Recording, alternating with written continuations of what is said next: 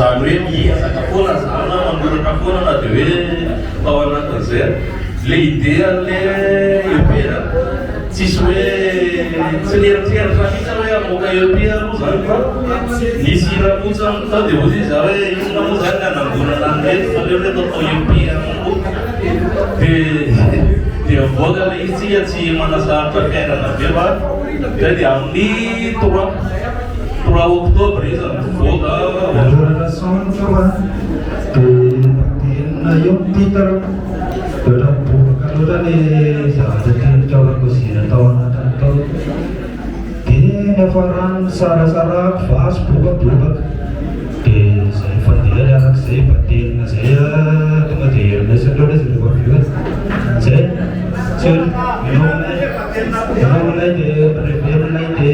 tayin jas kamera kabe ya.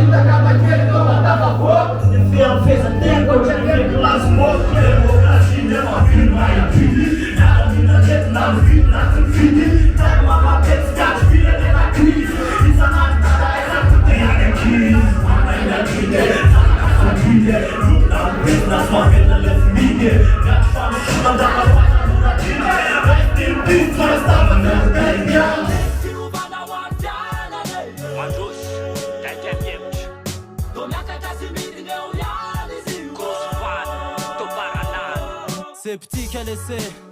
nyambondrindra ny fizeko aiko tsara leso ny tena izy fitsy sy setso tentao nampisingenigeri na leo mba dedikaseko an'ireo